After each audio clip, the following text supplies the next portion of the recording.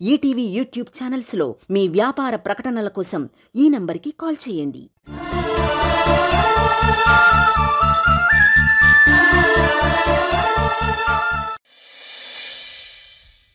ఏంటి వీణా ఇది? మళ్ళీ కొత్తగా ఏదో మాట్లాడుతున్నావు? కొత్తగా ఆలోచించాల్సిన పరిస్థితి మీ ఇంట్లోనే నాకు ఏర్పడింది. మీకిద్దరు కొడుకులున్నారు. సో మీ ఇద్దరు కొడుకులే మీకు వారసులు కాబట్టి మీ కోట్ల ఆస్తిలో సగభాగాన్ని నా పేరు మీద రాసివ్వాలి. ఇదే నా కండిషన్.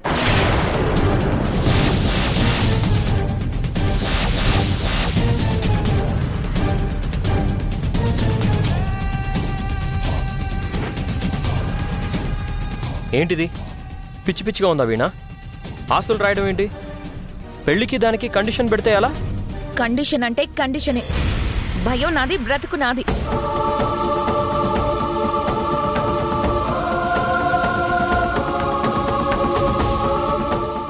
కండిషన్ ప్రకారం కాదంటే ఈ పెళ్లి జరగదు.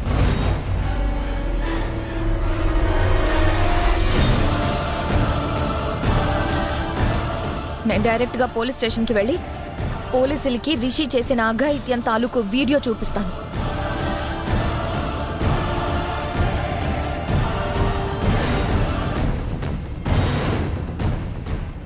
ఓహో, దీని మొహం మండ. ఇప్పుడు అర్థమైంది నీ అవ్వారం. అసలు నువ్వు ఇంట్లోకి అడుగు పెట్టింది ఆస్తి కోసమే అన్నమాట. ఇంకా అఘాయిత్యం జరిగింది. ఇలాంటి బాధల్ని అవకాశంగా తీసుకుని ఇలా నాటకం ఆడుతున్నావా? నీ మొహం మండ, పెద్ద వగలాడివే. హే, నువ్వు మాట్లాడుకు.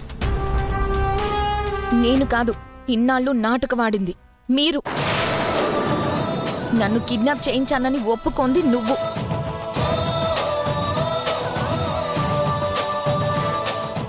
నేను పోనీలే కదా అని ఊరుకున్నాను. నేను అప్పుడే కనుక నోరు తెరిచి ఖచ్చితంగా ఈవిని అరెస్ట్ చేయాల్సిందే, లేదా పై అధికారులకి కంప్లైంట్ చేస్తాను అని చెప్పుంటే ఈ పాటికి నువ్వు జైల్లో ఉండేదానివి.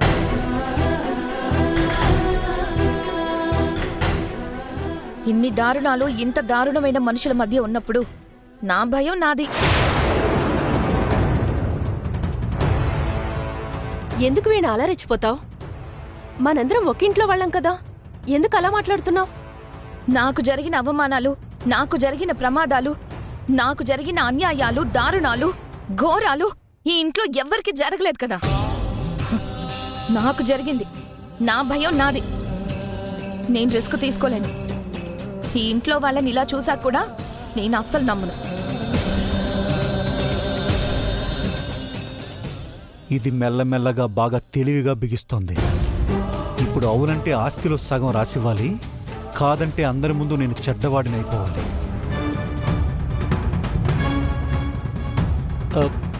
పార్వతి, ఇలాంటి కండిషన్ పెడితే నాకేం అభ్యంతరం లేదు.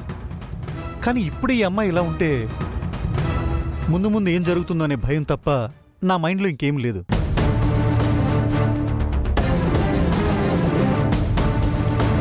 వీణా, ఒకసారి నేను చెప్పింది వినవే. అత్తమ్మా, నన్ను ఈ విషయంలో క్షమించత్తమ్మా. నువ్వు ఏం చెప్పినా వింటాను, కానీ నా బ్రతుకు తాలూకు భద్రతని చూసుకోవద్దు అంటే మాత్రం నేను వినలేను.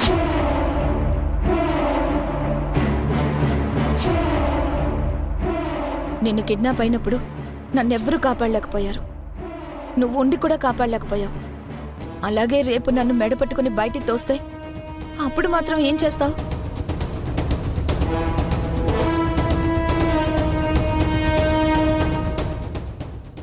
అప్పుడు నేను ఈ ఇంటికి కూడా రాలేను.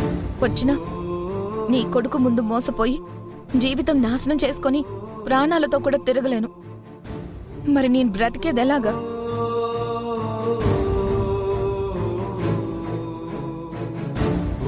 ప్లీజ్, దయచేసి నా నిర్ణయానికి అడ్డు రావద్దు. నాకంటూ ఎవ్వరూ లేరు. ఉన్నారన్నా నేను నమ్మే పరిస్థితుల్లో లేను.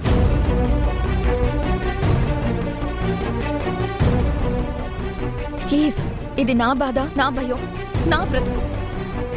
నా నిర్ణయం దయచేసి నన్ను తీసుకొనివ్వండి. ఆపవే వగలాడి. మరి ఒకరోజు రిషి బ్లాంక్ చెక్ ఇస్తే వద్దు అని పెద్ద పోజు కొట్టినట్టు మాట్లాడావు కదా, మరి ఇప్పుడు ఎలా అడుగుతున్నావు? అప్పుడు లేనిది ఇప్పుడు అడగడానికి నీకు నోరెలా వచ్చింది? నువ్వే అడుగుతున్నావా లేక ఎవరైనా అడిగిస్తున్నారా?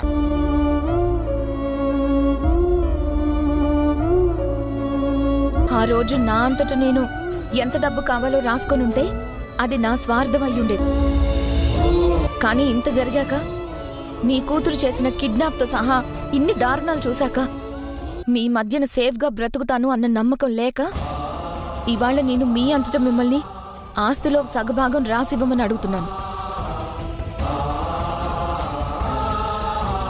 ఇలా నేను పెట్టిన కండిషన్కి ఒప్పుకొని రాసిస్తే ఇంకది నా హక్కు అవుతుంది.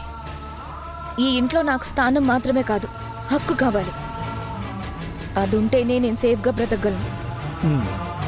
సరే, నీ కండిషన్ ప్రకారమే చేస్తే, ఒకవేళ ఆస్తి నీ చేతికొచ్చిన తర్వాత నేను తాళి కట్టించుకోను అన్నావనుకో, అప్పుడేంటి?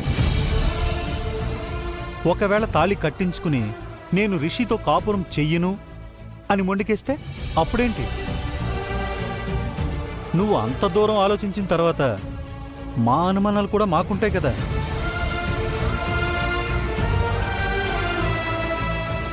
అలా అయితే ఒక పని చేయండి డాడ్. తన కండిషన్ని, మీ అనుమానాన్ని క్లారిఫై చేయాలంటే ఫీజిబుల్గా ఉండేది ఒక ప్రాసెస్ ఉంది. వాళ్ళిద్దరూ కాబోయే భార్యాభర్తలు సగం ఆస్తిని వీణా రిషి మీద జాయింట్ అకౌంట్గా రాయండి.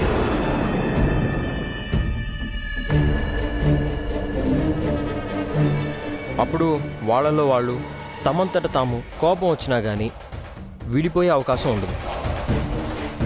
ఏమంటారు?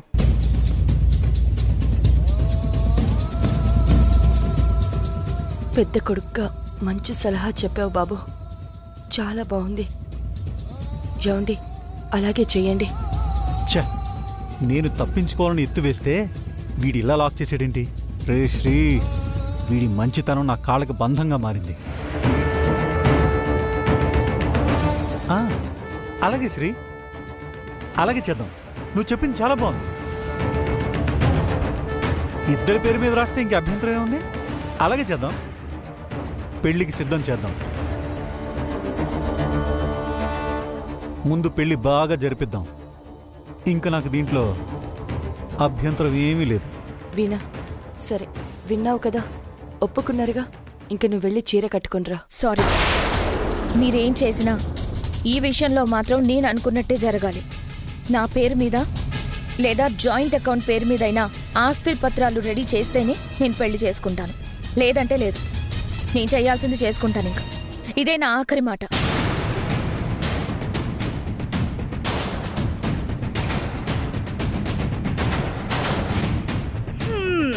రావే అమ్మా, ఇంకా ఇక్కడుండి ఏం చూస్తావు?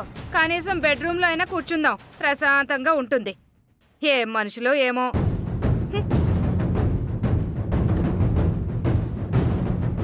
ఈ పిల్లిలా ఉంటే ఇంకా బ్రతుకుని భవిష్యత్తుని ఏం చేసుకుంటుంది?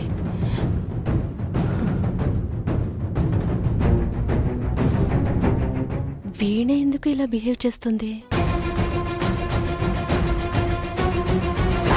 మీ ఇద్దరు కొడుకులే మీకు వారసులు కాబట్టి మీ కోట్ల ఆస్తుల సగభాగాన్ని నా పేరు మీద రాసివ్వాలి.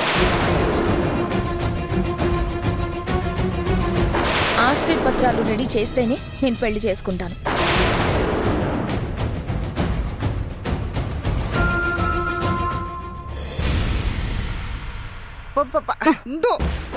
ఇదెక్కడ ఘోరమే దానిమొహం మండా.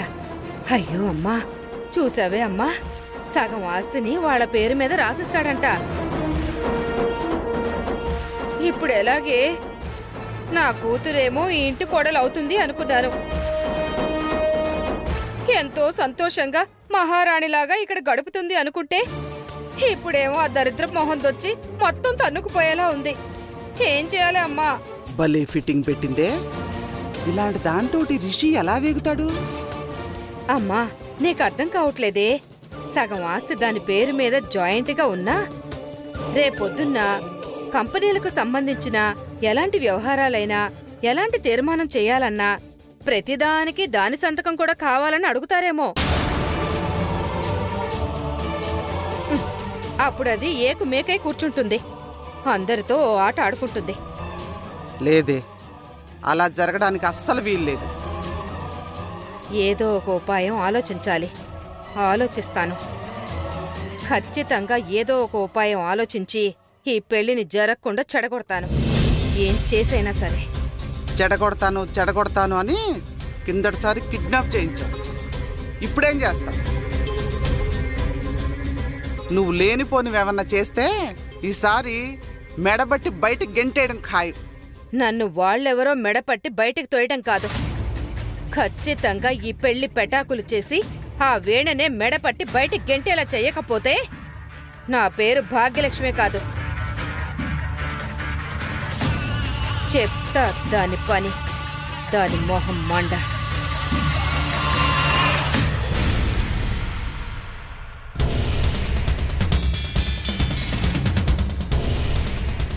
మీకేమైనా మత్తుందా? ఎందుకు అలాంటి సలహా చెప్పారు? ఆస్తిని జాయింట్ అకౌంట్ మీద రాయమని ఎందుకు చెప్పారు? వీణ డిమాండ్ చేసినంత మాత్రాన ఒప్పుకోవడం ఏంటి? ఆస్తి కోసం పెళ్లి జరగడం ఏంటండి? మీకంత తొందర ఎందుకు? అరే, ఇందులో తప్పే ఉంది? ఆలోచిస్తే వీణ అడిగిన దాంట్లో కూడా న్యాయమే ఉంది కదా. తన భద్రత కావాలని ఒక ఆడపిల్లగా తను అనుమానించడం లేదా భయపడటం సహజమే కదా. ఇంత జరిగాక వీణ స్థానంలో ఇంకొక ఆడపిల్ల ఎవరున్నా అలాగే చేసుండేదేమో. మీకెలా చెప్పాలో నాకు అర్థం కావట్లేదండి. వీణ మీద నాకెందుకో అనుమానంగా ఉంది. రిషి మీద కోపంతో పెళ్లి చేసుకుంటుందా? రిషితో కాంప్రమైజ్ అయ్యి పెళ్లి చేసుకుంటుందా? అసలు ఇంకేదైనా ఉద్దేశం వీణ మనసులో ఉండుంటుందా అని నాకు అనిపిస్తుందండి.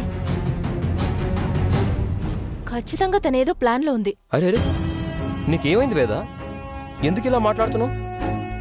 నీకు ఆ పిల్ల మీద అనవసరంగా కోపం అనుమానం ఎందుకొస్తుంది? అయినా డాడీ కూడా ఒప్పుకున్నారు కదా. ఎలాగో ఆస్తి ఇద్దరికీ చెందాల్సిందే కదా. ఆయనకి మేమిద్దరం కొడుకులం, నాకు రిషికి సమానంగా ఆస్తిని పంచితే నీకేంటి బాధ? మనకేమైనా తక్కువ చేస్తారని నువ్వు అలాంటి ఫీలింగ్ ఏమైనా పెట్టుకుంటున్నావా? అయ్యో, మీకెలా చెప్పను? నేను ఆలోచించేది మనకు ఆస్తి తక్కువైపోతుందన్న దాని గురించి కాదు. అసలు ఆ ఆస్తుల గురించి నాకు దిగులే లేదు. ఆ వీణ తన చేతికి ఆస్తొచ్చాక ఈ ఇంట్లో ఎలాంటి గొడవలు పెడుతుందో అన్న అనుమానంతో కూడిన భయం నాకు. నేను తన ప్రవర్తనలో మార్పుని స్పష్టంగా గమనిస్తున్నాను. ఖచ్చితంగా తనేదో గొడవలు పెడుతుంది. హే పిచ్చివేదా, ఎక్కువ ఆలోచించుకో. అయినా గొడవలు మన ఇంట్లో ఎప్పుడో మొదలయ్యాయి. ఈ గొడవలన్నీ సద్దుమణిగేలా చేయడానికి ఇప్పుడు ఇలాంటి చర్యలు తీసుకోక తప్పదు. దీనికి నాన్నగారు కూడా కాంప్రమైజ్ అయ్యాక దీని గురించి మనం చర్చించుకోవడం అనవసరం. ఒకవేళ వీణ నిజంగా రిషి మీద కోపంతో ఇదంతా చేస్తున్నా, రేపు సక్రమంగా కాపురం వీణ చేయకపోయినా మనమేం చేయలేం. ఇప్పుడైతే ఆ అమ్మాయి చెప్పింది ఖచ్చితంగా చెయ్యాలి. ఆ అమ్మాయి మనతో మంచిగా ఉంటుందని నమ్మి తీరాలి. నమ్మకంతో ఆ అమ్మాయిని మనమే మార్చుకోవాలి. మనకిప్పుడు ఇంకొక ఆప్షన్ లేదు.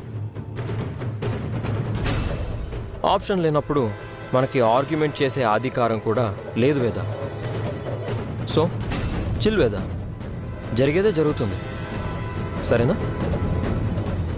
దీనికి అసలు ఇప్పుడు నేను ఎలా చెప్పాలి? వద్దు. ఈ మూడ్లో ఉన్న మనిషికి ఇప్పుడు నేను వీణ గురించి చెప్తే నా మీద కోపడతారు. నేనే మెల్లిగా వీణ గురించి ఎంక్వైరీ చేసి అసలు తన ఉద్దేశం ఏంటో కనుక్కోవాలి.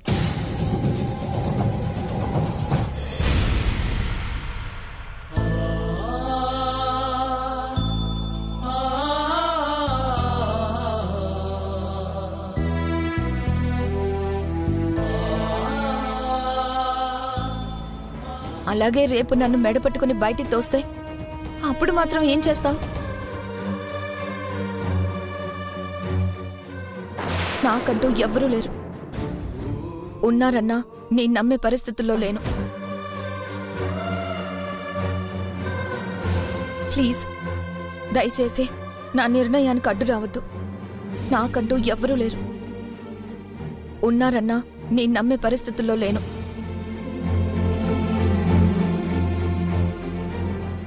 వీణ ఎందుకిలా మారిపోయిందో, గాయపడ్డ తన మనసులో ఎందుకింత పంతం పెరిగిందో, ఇప్పుడు ఆయనని ఇరకాటంలో పెట్టినట్టయింది. ఇదంతా జరిగాక ఆయనేమనుకుంటున్నారు?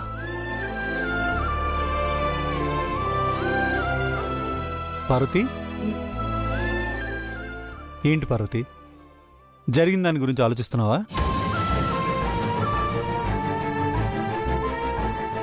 పోనీ జరిగిన దాని గురించి నేనేమైనా అనుకుంటానని ఫీల్ అవుతున్నావా? నా మనసులో ఉన్నది ఈయనెలా గ్రహించారో, మారిపోయిన మనిషిగా ఈయనకి నా మనసులో ఉన్న భావాలు కూడా అర్థమవుతున్నాయా? అవునండి, ఇలాంటి పరిస్థితి వస్తుందని నేను అనుకోలేదు. వీణ అలా అడుగుతుందని అస్సలు ఊహించలేదు. తప్పే ఉంది పార్వతి. ఆ అమ్మాయి భయాలు ఆ అమ్మాయివి, ఆ అమ్మాయి అనుమానాలు ఆ అమ్మాయివి.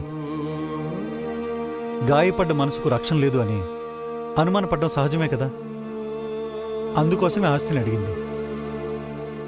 అయినా 2 కొడుకులు 2 కోడళ్ళు ఉన్నప్పుడు ఆస్తిని చెరిసగం ఇవ్వక తప్పదు కదా. కానీ నేను ఆలోచించింది ఏంటంటే, ఇద్దరికి ఆస్తిని పంచేస్తే మన కార్తీక్ అన్యాయం జరుగుతుందేమో అని నా భయం. అదే నా ఆలోచన, అంతే.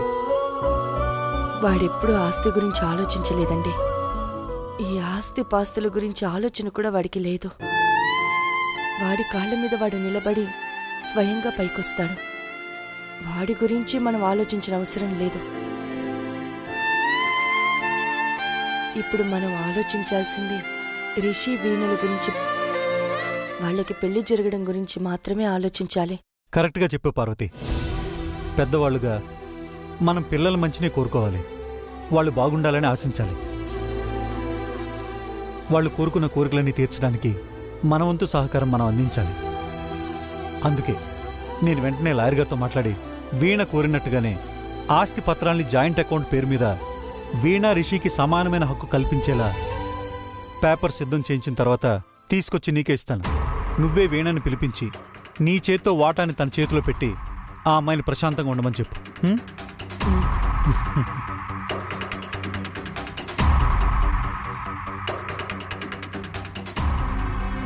మనిషిలో మార్పు రావడం అంటూ ఉంటే ఇలా జరుగుతుందా?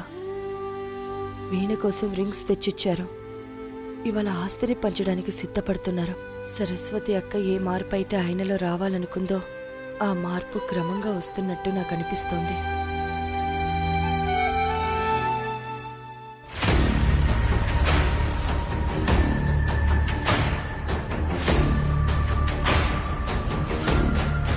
పిచ్చి మొహం, ఈ దెబ్బకు నన్ను నమ్మి ఉంటుంది. నాకు ఎదురొచ్చే యుద్ధం కురుక్షేత్రమైనా ఇంకా ఏదైనా గెలుపు మాత్రం నాదే. నేను మారడం అనేది సూర్యుడు పడమరలు ఉదించడం లాంటిది.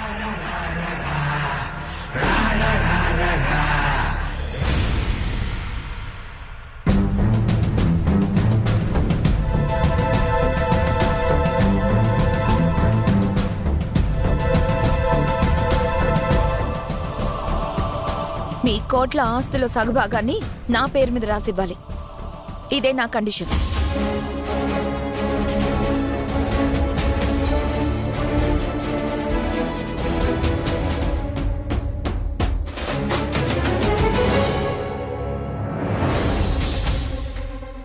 నిజంగా వీణ తన మీద అఘాయిత్యం జరిగిందన్న బాధతో, ఆక్రోషంతో మాత్రమే ఇంట్లోకి అడుగుపెట్టిందా?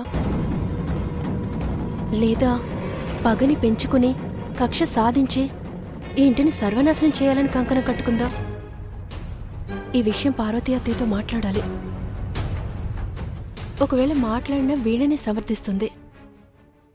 ఇలా మనసులోనే నేను మదన పడుతూ ఎన్నాళ్ళుండాలి? లేదు, ఖచ్చితంగా ఏదో ఒకటి చేయాలి. అసలేం జరుగుతుందో తెలుసుకోవాలి. వీణ చెప్పింది నిజమేనా? అసలు ఆ రోజు గెస్ట్ హౌస్లో రిషి వీణ మీద అఘాయిత్యం చేశాడా? అలాంటి వాడి ఇంటికి ఒక ఆడపిల్లొచ్చి ఇలా ఉండగలుగుతుందా?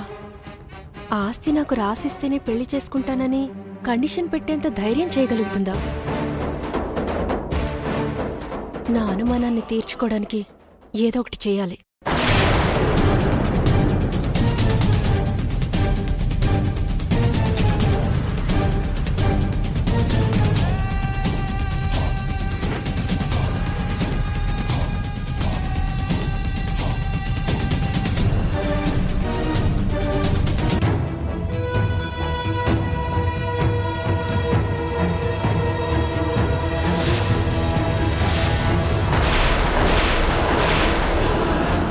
నీ కుటుంబం ఆపదలో పడబోతోంది. మీ ఇంట్లో ఉన్నది ఒక సాధు జంతువు అన్న భ్రమను వీడి అదొక పగబట్టిన విషసర్పమని గ్రహించండి.